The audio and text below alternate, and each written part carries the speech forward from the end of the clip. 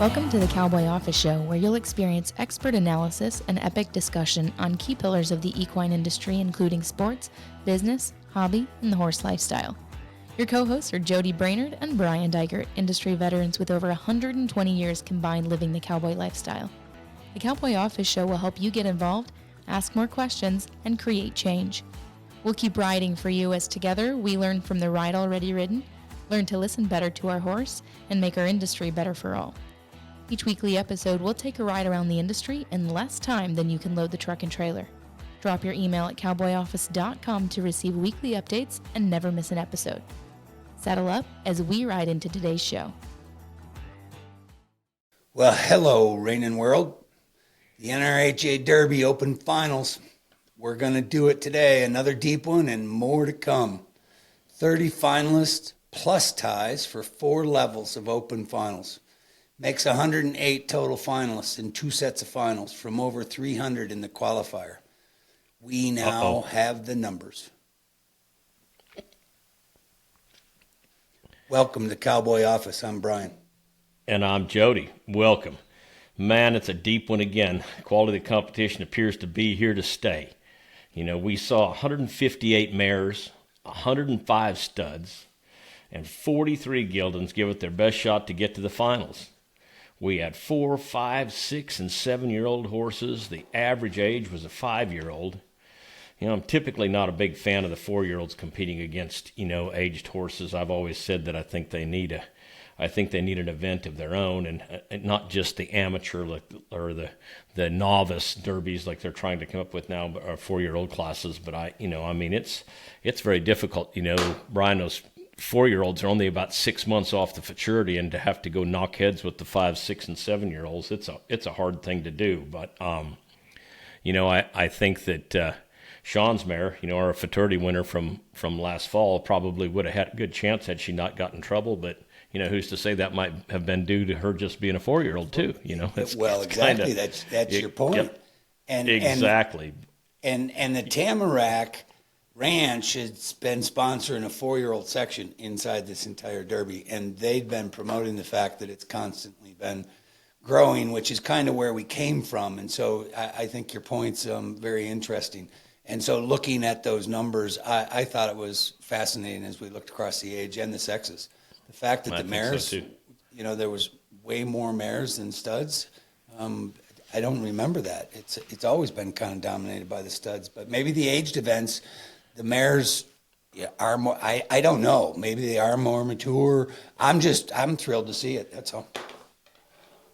Yeah, I think, like I said, we've talked about this, they've changed so much, heck, over the last 10 years, 15 years. Yeah, I mean, it's, the mares have gotten bigger and stronger and, so much more physical than they used to be. And, like I said, we've alluded to it on the past shows too, and they're worth so much more now because, those babies that they can have are like, because everybody used to want the studs, and now it's the mare's turn for sure. Yeah. Well, now the mares can give you even more multiples than what we used to be able to. So that's an interesting one too.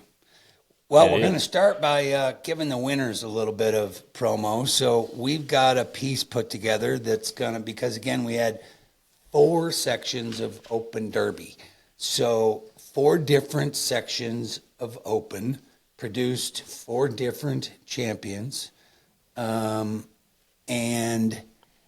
those 4 sections got then gathered up into 2 big batches of finals. So here's our Derby winners. This is the Open Derby.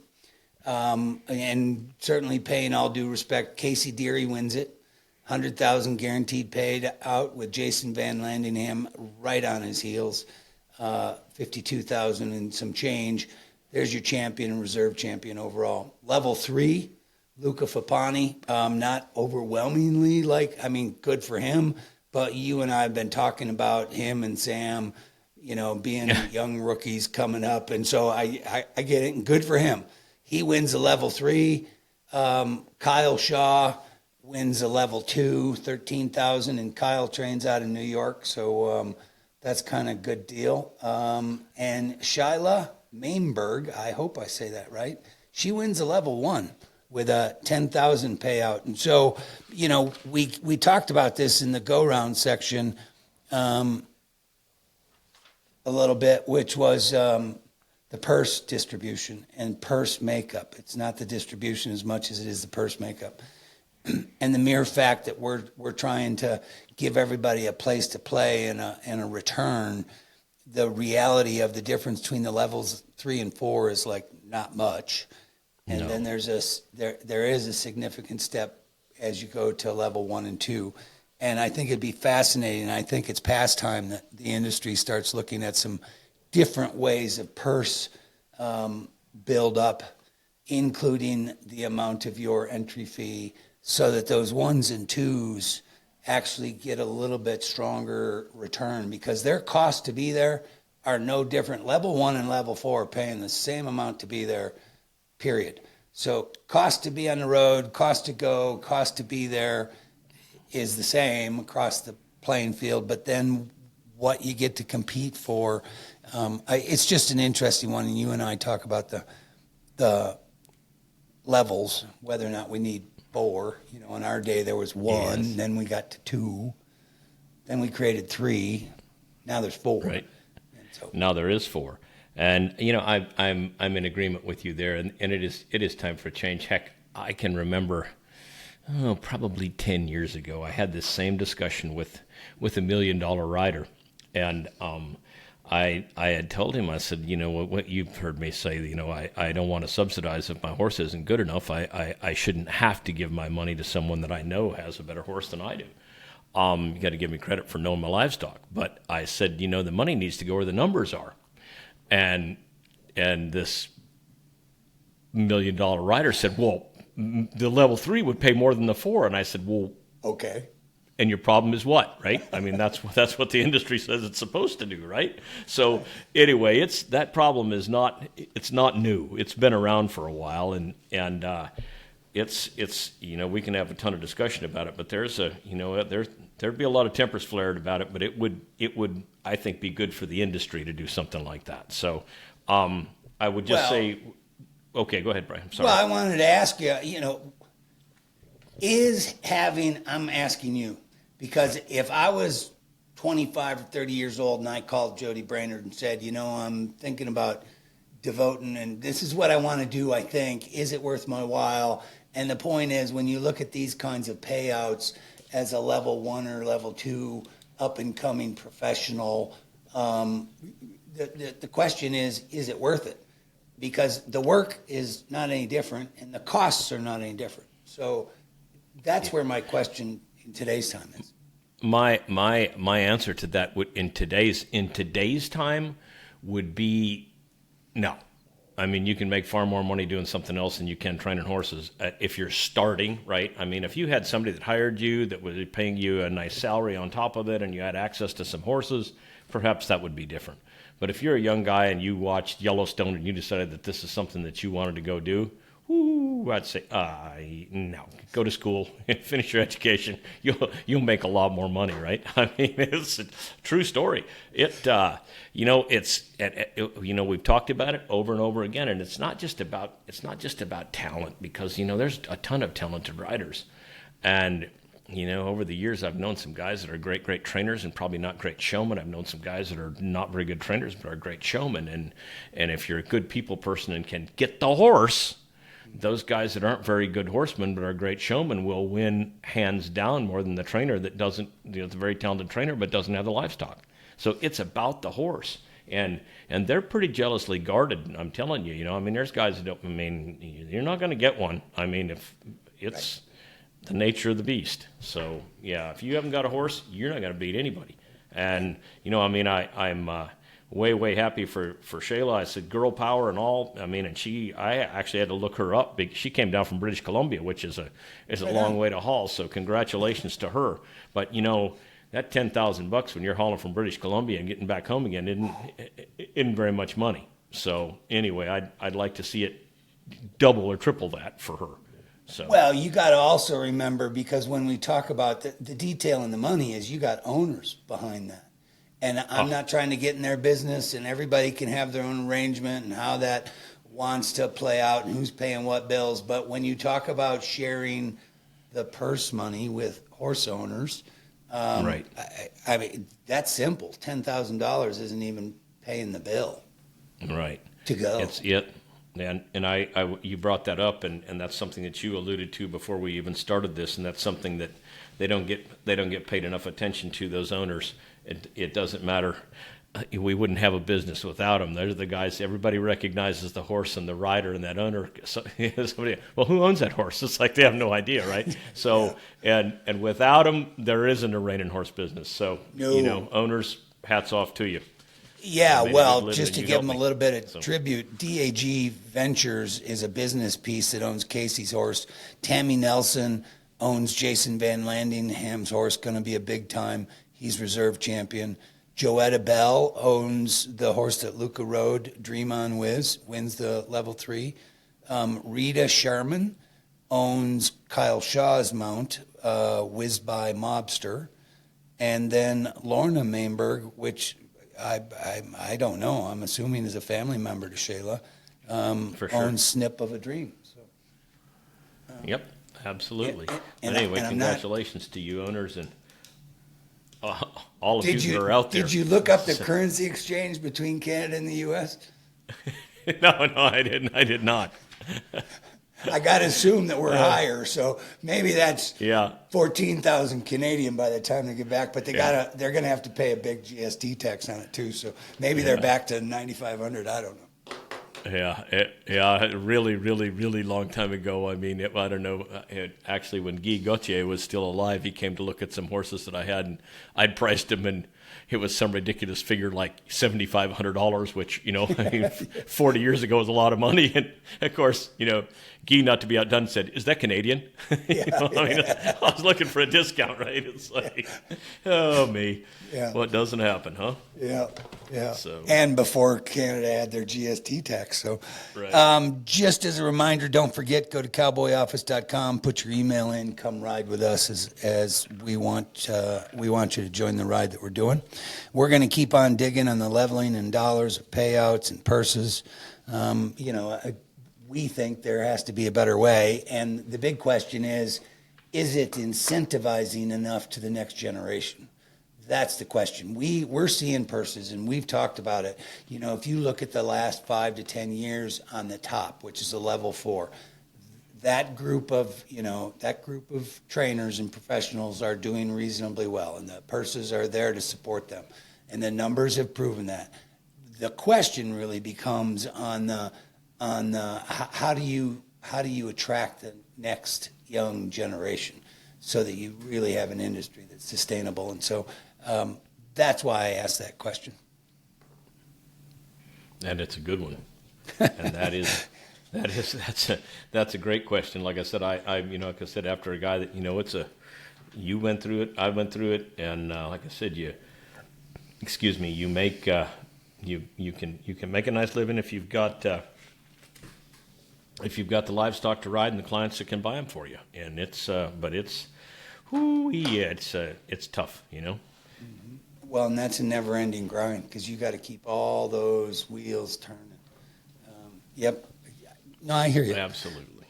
We're going to go right into the numbers. Open finals, deep and tight. We know it. Everybody knows it. Everybody saw it. 231 to win this thing, but with 30 head in each section of finals plus ties, ended up creating 108 draws across 2 sections. So the first section had 74 in it. The second section had 34 in it. Now, not counting, there was some scratches and some zeros. So those fall out when I do the numbers and pull them together. But you're talking about it's minuscule at the finals level, but it does happen. So we're going to pull up. I'm going to show you the score range because everybody gets wacky in the industry because we use a multi-judge system. What all this does is look at the top 20 horses in both sections of finals, so 108 finalists across 4 levels. And this looks at the top 20 in each of those sections and looks at your range. So the red that's the bottom of top 20. So that's a 217, 224 to a 231 and 224 to 231 and a half in the second section finals, which when you do the reverse math is 74.7 on the bottom to a 77.2. And we're going to talk about that because you're talking about 2 3/4 points for 20 horses. Now on the first section of the Open Finals, which is level 1 and 2, you went from a 217 to a 221 and a half. That's high. That's your, when we saw Sam at the Buckeye mark a 225, whoa, that's way cool, but way not normal. Which, when you do the reverse math, that's 72.3 to 73.8. And again, that's about a 1.5 per judge, which that's all they have to work in to put 20 of the best there is. That's the point to this. And so I thought it was interesting. I didn't do it across all 30 plus in the finals because they kind of fall off, but taking that top 20. And all this does is illustrate the strength. It's the strength of the competition, which is deep. And so that's not new news. We've been here for several years, but that's what it is. And so that's what it means. Yeah, it is. These things are so close, and you may have that horse that blows out like Casey did in the finals and really get shown, and is a pretty clear winner. But you have to remember that very same horse kind of squeaked into the finals, didn't he? If I remember correctly. Yeah. That wasn't. Yeah. He was right at the bubble. Right at the bubble. So you never know. These guys are so very close, but judges are so limited in what they can do. And I mentioned on an earlier show, I monitored that Derby this spring in Tulsa, and I actually told the judges, I said, you guys are going to have 7 or 8 horses tied because it was a relatively easy pattern for aged horses, and yeah, they ended up with probably a 6-way tie. Down there from 3rd to 5th, somewhere in there. It was just, but you can't help it because they can all do a plus half. And most of them can do a 1, and, the top 25% of those can do a 1.5. And so with the system that we have in place, you cannot separate horses, and they should be separated. Right. And the single numbers, this is for you, and I know I drive you crazy with my numbers. Because when you look at the range of the top 20 scores, in the level 1, in the first section Open Finals, when you look at the range, now I'm using the single score reverse math, so 72.3 to 74.7, that's the red bar. And the point is, so we use a 5-judge system. The point's that's 2.5, it's 2.4 points of separation, which is a 0.12 per judge is what a per judge needs to make those distinctions. That's what it says. That's what the numbers say, which is exactly what you were talking about. When you use a cumulative system like we're doing, because we add the scores together, it's 7-point differential, 217 to 224, and that's a 0.4, which is a little bit less than a half, which still says that our half points aren't enough. So all it does is validate what we've been talking about. When you look at it in the second section, level 3 and level 4, it tightens up even more because you had a 10-point differential on the sum scale, 221.5 to 231.5. That's a half a point per judge's card. That's what they would have to separate them with, which that says our system, as we're currently using it, fundamentally serves it. When you reverse it into and looking at a single card, because you're using 5 singles, it's 3.4 points differential, 73.8 to 77.2, which, again, any given single judge would need a 0.17 to make fine distinctions. That's the differential. And the point to both those is the 0.17 and the 0.12. So that's where it is, and we've talked about that in our time. The adding a quarter is almost as old as you and I are. So it's not new news, but yes, you're 100% correct. So I thought you'd find that interesting. Very. Yep, it is. It is. So let's take the next one, which is using the scale, because we always talk about this. We want to keep talking about it, and it's about educating the fan, the spectator, the exhibitor, everybody, so that they know, because they only go and look at their 1 or 2 or 3 scores. They don't look at 300 or they don't look at 100 and find what is normal. But when you talk about using the scale, and they've been barking in the last few years, talking about the industry, on the judges are too tight and they don't use the scale. Well, here's the answer, and we did this in the go-round, but this is in the finals, and this is the second section only. So the 34 head that were in the second section of the finals on Saturday night, from -1.5 to +1.5, and they did not use -1.5 and -1 at all. So the entire finals was marked between a -0.5 and a +1.5. Now you had 1% of maneuvers marking at +1.5, which we're going to talk about that in a second. And everything that you just said, you got 15% that was on 0. That's where we used to be. Guess where we are now? We're on +0.5. That is absolutely normal. These horses are all marking +0.5s on everything, and it's who can do more. So 58% of the maneuvers were +0.5s, and 22% were +1s. But they did use the scale, and they did see it. So I thought that was interesting. We saw individual scores of 77 and 78. So that's what came across the system. Now, my question would be, mathematically, with an 8-maneuver pattern, you got an 82 is the maximum score that our system. And in our lifetime, Jody, we've never seen it. My question is, why? And then I'm going to ask, when? Because if some of these aren't in the 80s, then we're looking for something that doesn't exist. Absolutely.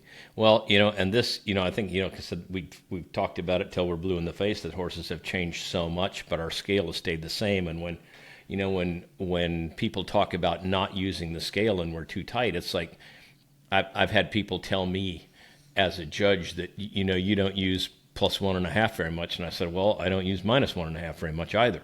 So, you know what I mean? So, because most of the horses that are in range that come into me, very good, if I have a horse that I marked him, 6 very good, if I +1'd him on 6 out of 8 maneuvers, he's probably very likely going to win the Reining anyway. I don't need to go to the excellent box. But when you have 4 horses that can show at a level that these guys do, not 20 of them, but if I have 4 of these things that are suddenly starting to mark 77s, now I better start figuring out a way to separate those things and go to my 1.5, go to my excellence. So, but using the scale, they don't use the scale because the horses aren't most of the time, or they certainly weren't, into that +1.5 category like they are now 20 years ago.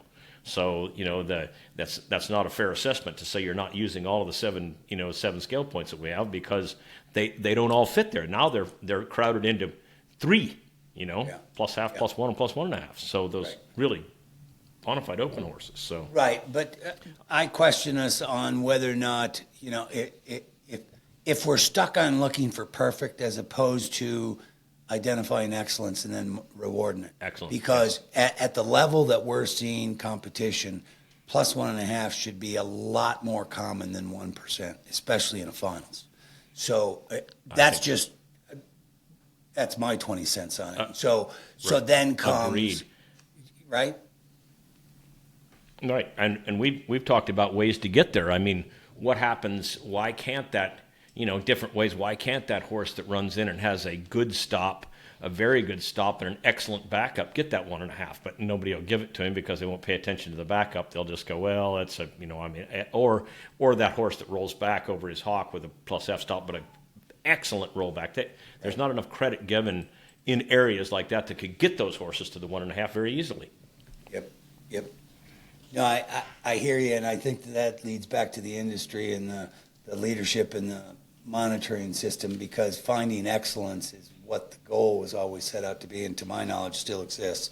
So the industry is showing it to us. I remember in our time, it was rare that you saw it because it just didn't exist. It now does, and it's actually common. And that's the part that I'm now getting at, because it's common. And if we can't start splitting these things up between 75 and 78, I would start to question how long is the owners and the rest of the support lines, because the economics are stronger than it's ever been too. So, it's not just a sideline fun thing.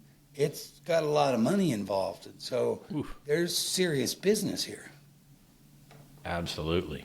Yeah. If you don't think that's the case, go try and buy one of these things. They're trying to recoup all that loss. Yeah. Every time you ask them what the price is. Yeah. Right. Let's take it. We're going to take it another step. We're going to look at score spreads across the system. The average in the finals was 1.6. We saw a maximum spread. Here it is. We saw a maximum spread across the finals at 4, which was actually high. Now here's the good news. That was one run. So yes, it happened. 1.4% of the runs, it's one run. It happened. And so you got to look at what the cause is to that. But it happened. So when you look at the score spreads across the 5-judge system, dropping high and low and averaging the middle, here it is. Not new news. You'll see, now this was an 8 maneuver pattern, and you see it shift just a touch to the right because the 1.5 to 2 point spread was readily common in this finals. One of that is an 8 maneuver pattern.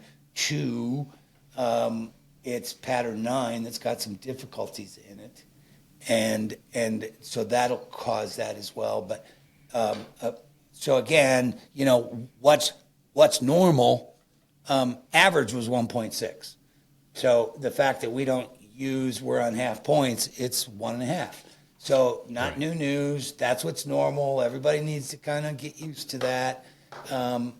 But there they are. And so you're looking at the first section and the second section side by side. So that shows you the entire 108 runs and all of those scores when you look at just the final score and what it looks like. So the half, the 1, the 1.5, there they are. You got 80% of the entire finals is marked within that 1 to 2 point spread.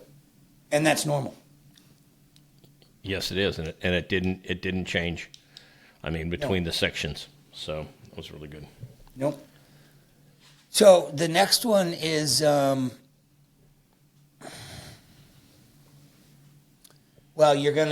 we've got just the score spreads if you look at the details of the second section. So they're coming up. So this is only the second section, and where the 4 point spread was in the first section. It wasn't in the second section. So again, because you got to look at it straight across the board the same way.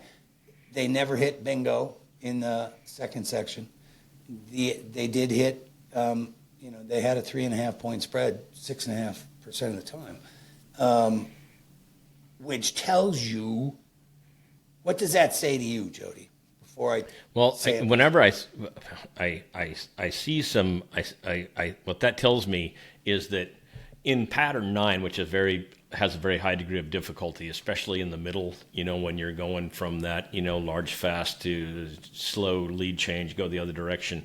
A lot of times that's what tells me there's varying differences of opinion on a maneuver like that. And if you have 2 guys that give credit and 2 that don't, you know what I mean, or 3 that don't, those very difficult maneuvers to evaluate, that tells me that the opportunity on those horses at that high level, guys are, I don't know, sometimes judges will tell themselves, boy, we're going to really screw it down because this is the level 4 finals and we're going to make sure that we're very accurate. And some guys are saying, no, we're giving credit no matter what.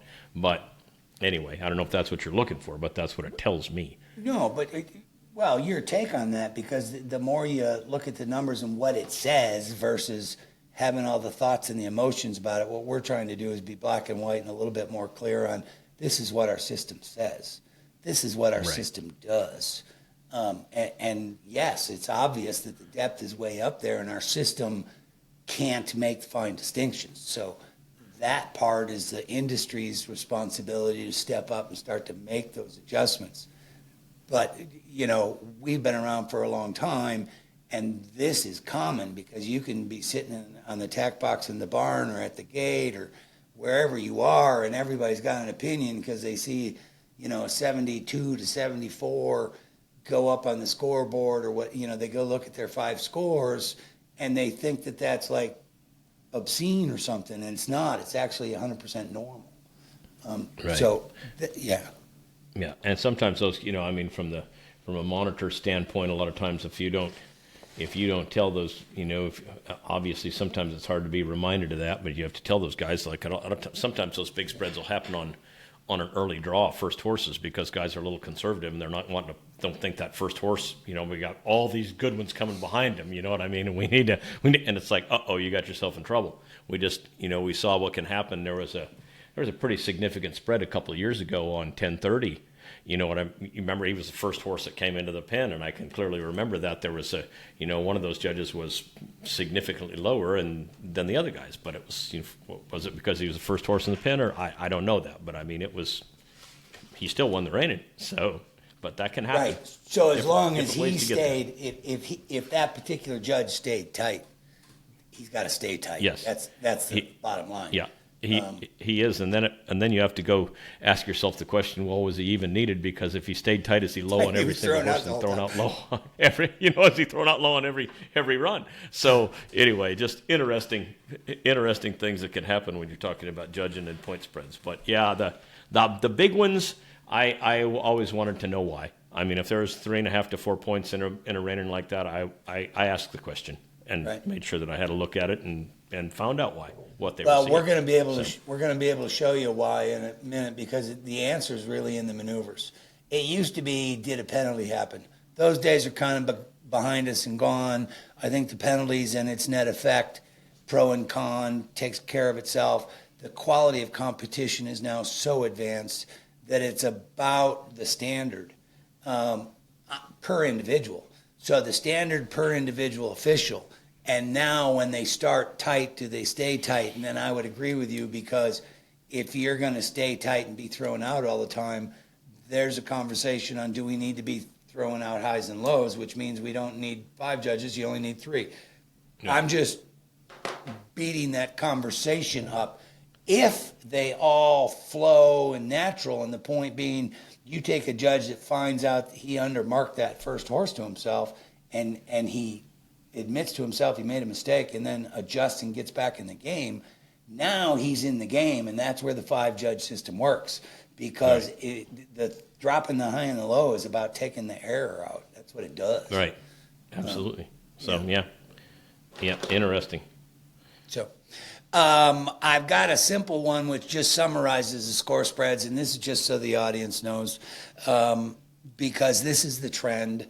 And we've been identifying trends and norms. And so the second section finals, which is the level 3 and 4, 34 horses. These were your 3 numbers that I told you at the beginning. The average is 1 point. This is score spreads. So 5 judges are marking the Reining, those 5 judges per 34 runs. Average is 1.6. Maximum spread was 3.5. And the median's right slap 1.5, and 100% normal. And it's been that way for, I think, pushing 4 years now. So that's actually good. Yes. Now we're going to go to, and I am a big fan of Paul Harvey. So to our audience, if I begin to bore you, drop us a note at cowboyoffice.com and I will change. But for the rest of the story, because we're going to dive into the maneuvers, because that's where the answer is. The score and how we get to the final score is just the process by which we get to the final score. The official score is the official score. 231.5, a 230, down the list it goes. That is the official score. It's how we get there. And the detail and the devil is in the maneuver evaluation. So we're going to spend a little bit of time looking at maneuver evaluation spreads, deviations across the finals. And so the first one is using the scale, and it's seeing it across the entire finals.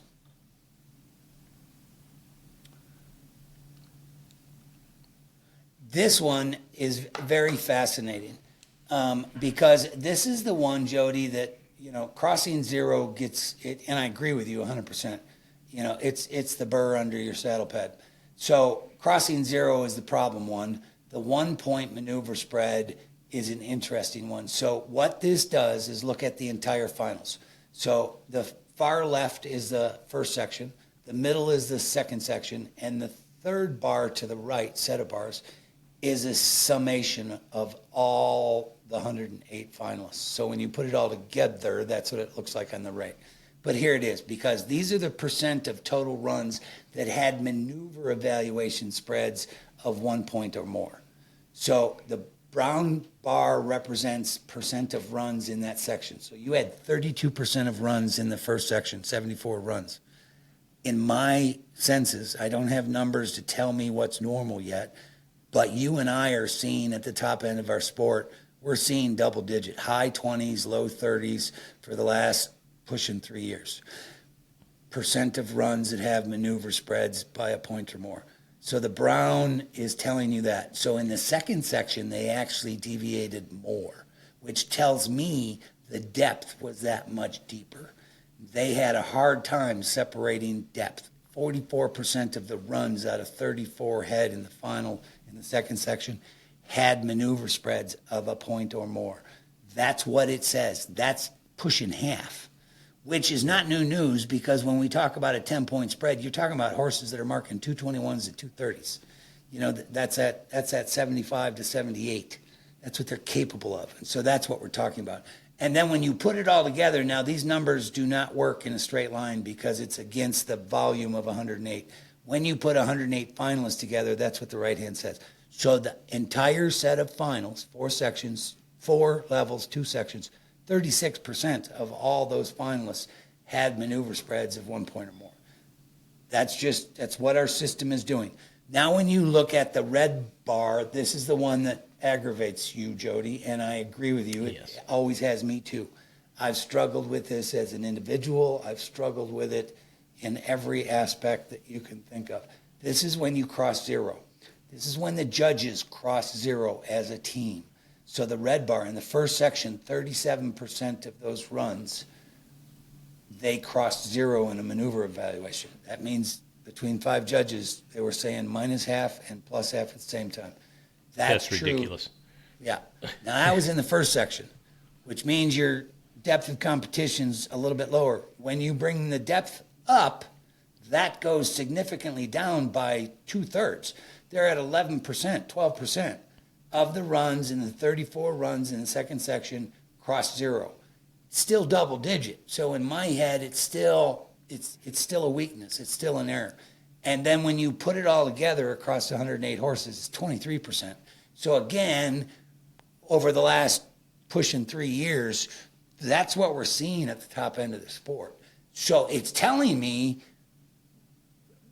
that it's a little bit normal, and I'm not willing to accept normal, because to me, that tells me that's where our weakness is.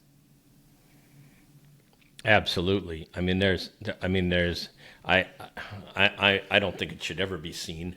It's, and it tells me that from an education standpoint, why did they struggle in the levels 1, 2, and 3?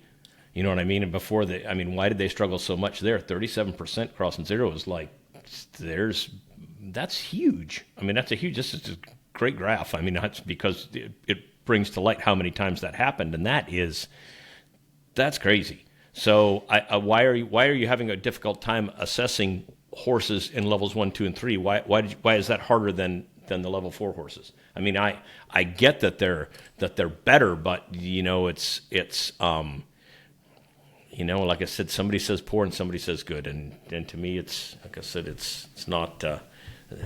Maybe that's where the majority of the education needs to lie, with our officials in the lower ends. I don't know. Well, you and I have been proponents of elevating the system for a long time. So the obvious answer is the system isn't allowing those officials to do great work.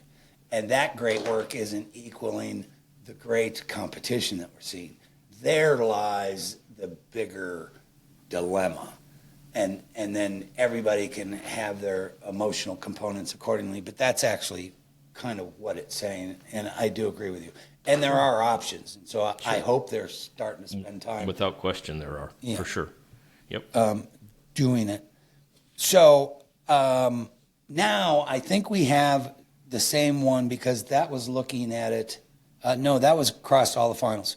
Now let's look at, this is a really fun one because before we pull it up, if you had to, he's going to pull it up and then you're going to have the answer. If I asked you what maneuver group was the most struggling maneuver group in the sport of reining, what would you say? Where the biggest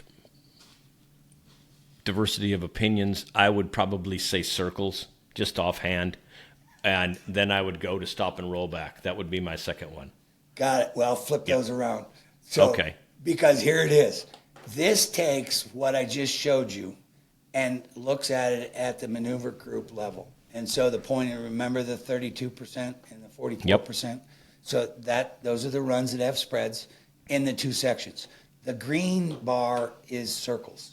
And they actually they did exceedingly well in marking the circles. So I found this fascinating when I pulled it across the 108 finalists. 27% in the first section and 32% in the second section means it was tougher. And it's in the stop and roll back, in the stop maneuver group. Now, in this pattern, and you got 4 stops in 8 maneuver patterns, you have all of them. You get a stop and a back, you get a stop and roll back each way, and you get a stop and a hesitate. And yes, you do all of those, which would be a factor in why it's more complex. But the single most significant maneuver group that our officiating system is having a hard time analyzing quality is the stop group, period. And this says it. And then spins are second. And I think that they've struggled with that because of the amount. Those horses are now so talented. There's so much going on. But it's actually complex, and it takes a very sophisticated set of eyes and mind to sort through all that because speed is last. You know, we've always talked about it's got to be correct first. When you make something fast and it's incorrect, it's just fast or incorrect. It doesn't undo incorrectness. And so we know that, but that's part of why these deviations happen. But I would have said the same thing you said. In pattern 9, I saw, watching the finals, that large fast lead change and slow down, and to do it in a stride is incredibly difficult to do. And I saw a dozen horses that I'd have gone +1, +1, +1, 1.5, because they nailed that, And I'm not so sure that much credit was given by the chair guys, you know what I mean? But and that pattern 9 is why I assumed the circles would be hard. I think I'm glad that you told me that the stop and backup was also included in the stop group right there too, because I don't know. That's another interesting question to see how many differences of opinions that there are, how much credit is given to each one of those, as in the backup and as in the rollback itself. You know what I mean? It's like I would be interested. I would be interested to have that question with some of the guys who actually judged it live and had the differences of opinion on it. It would be fun to talk to those guys and girls. Yeah, I agree. That would be fun research and work to put into it and look at it, and it's always fun afterwards. I'm giving you a quick glance because I have it, and I'd have to pull the actual numbers, but I would tell you by simple reflex, it's the rollback out of the stop maneuver group. It's the rollback that we struggle with more than the back up and the hesitate. That's clear. And I just did a fast glance, but I put them all together in the stopping group, so you get all 4 of those, which just says what it says. But the rollback in today's time is a big one, and you said it earlier, because those rollbacks are a big part of that maneuver, and good ones got to get the credit, and bad ones got to take away from what credit's been earning. and that's a struggling area. Absolutely. And I tell you that pattern, the 9s and 10s where that run in and stop and back up, past that center marker, that's much harder than going down the side and saying whoa and stopping and backing up. You know what I mean? Because that element of timing is huge, so obviously there's some guys that do it really, really well, Yes. So cool. Yes, and that's we saw it great, a lot. great stat. Yeah. So we'll keep following that along as we go to the aged event and into finals, because that's where the rest of the story is. And then you can talk about the complexity of the maneuver groups, and I agree with you on the circles. And here would be my 20 cents, and I do have it. I can tell you where the 1.5 maneuvers were applied, and they weren't. The majority of them weren't in the circles. So the fact that it's a minority maneuver being applied, which is at excellence, yes, it does happen there. We've seen it in all the groups. The circles, for the reason that you alluded to, but what the system says and what these numbers say is that team of officials stayed consistent with it. So good for them. Absolutely. Did they reward those circles with that difficulty that you were making reference to an excellent level? No, but that was my question earlier, because are we seeing these excellent things? Yes. Are they ever going to be perfect? My answer would be no. And we've got to teach ourselves to reward that excellence when you see it, instead of talking yourself out. And the comfort at sitting on 1 is now getting easy, and we've got work to do to give that 1.5 when you see it. For sure, but that graph right there, that's just great, because I would have never thought about it, and it's like, it's so much fun. Now I want you to go, okay, all the futurities, I want you to do that. Every one of these fall derbies, I want you to do that. I want to know where they're struggling, right? It's like, that's fantastic work. Woo. Yeah, yeah. Well, so, there's the answer, and that's what's going on.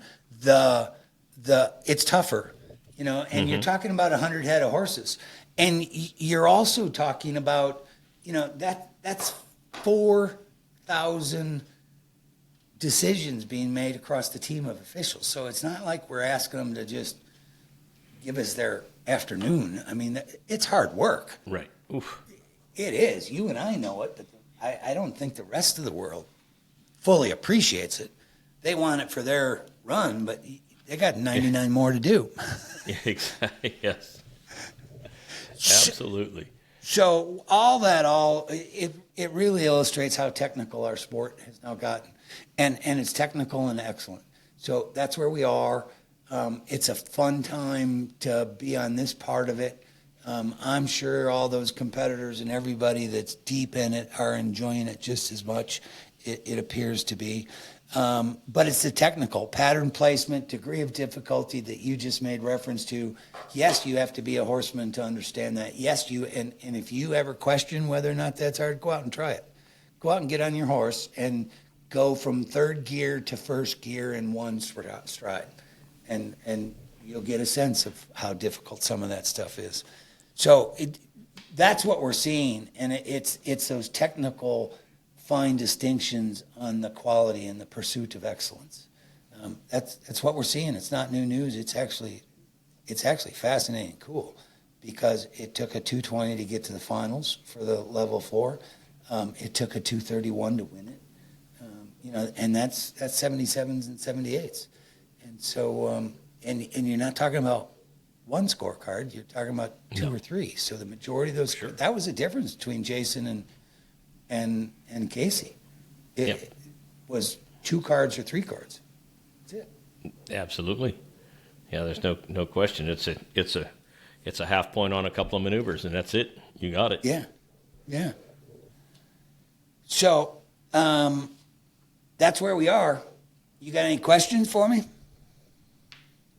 I have no questions. I think it's fantastic. I mean, I just, like I said, I've told you that you think that the numbers I'm not particularly good at, and that's something that you excel at, and they don't lie. That's what's great about it. I mean, it's we get to look at numbers and go, this happened. We're not making it up, right? It's right. Like, that's what makes it so much fun. Right. Right, but that's, to me, that's where everybody's responsibility lies, is you've got to look at it in a more macro, holistic level to understand that. Then you can look at yours and see what it means. You've always said, and you're saying is keep it in the middle, and the answer is in the middle. And that's true, and that's why we use a 5-judge system and drop high and low. And that's assuming that all 5 officials are always being in the game and trying.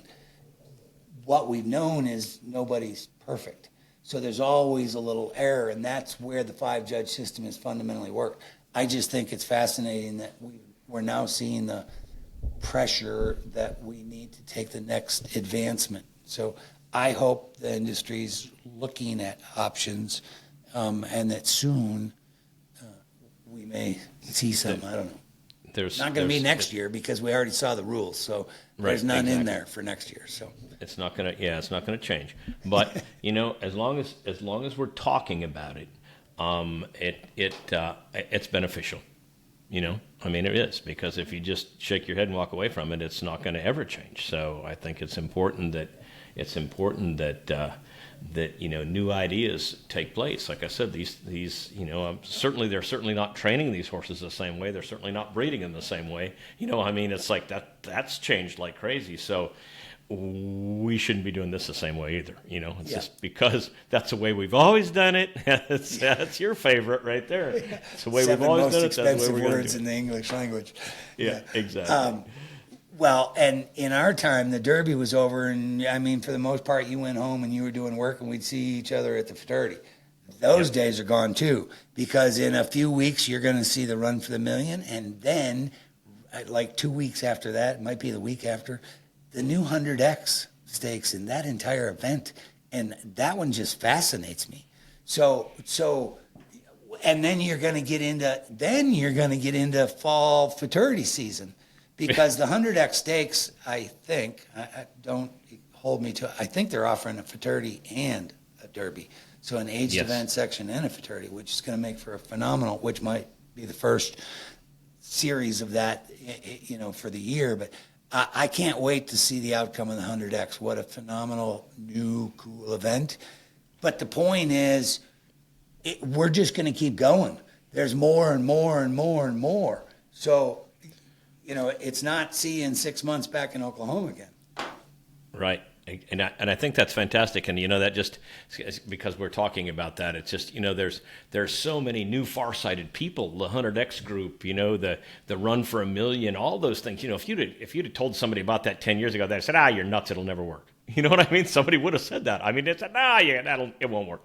And now it's like, people are stepping outside of the box, and these events are going crazy. I mean, it's great ideas, and it's okay for the officiating to come outside of the box too. So anyway, it's fantastic. It's time for it too. And if it doesn't, that's where the point of concern is. So they just need to get on it. So I hope, because Blake and Hancock, we did a show with them, and they were talking about they were making some changes and moving forward, and they had plans, and so I hope so. So we'll see. So cool. So that wraps up the Derby. We got a lot yet to go. We're only halfway through the year. I hope everybody had a wonderful, happy 4th of July for those in America, for all the international people that enjoy the sport of reining. You see the world a little bit different, but this is the Derby in the reining world. So again, congratulations to Casey, Jason, Luca, Kyle, Shyla. Good for all of you. Kudos. And until the next time, enjoy the ride. Absolutely. And if you see one of us at a horse show and you watch the show, come up and talk to us. We'd like to have your opinion too. We'd like to talk to you in person. It's been a great show, Brian. I appreciate it so much. All of you that are watching, appreciate you. And until the next time, stay in the middle. Today's episode is brought to you by 4D Productions in cooperation with the Consultment Agency, a full-service agency that helps bring forward-thinking equine brands into the 21st century using digital skills and services such as website development, graphic design, social media, and media production such as the podcast you're consuming here today. Thank you so much for riding along with us today. Sign up at cowboyoffice.com to be the first to know about topics affecting the industry we love so much. You can reach out to us with topics you care about by finding us on TikTok, Instagram, LinkedIn, Facebook, YouTube, and all podcast platforms. And remember, share this episode with someone that may enjoy it, because the more we can share our horses with others, the better our world will be.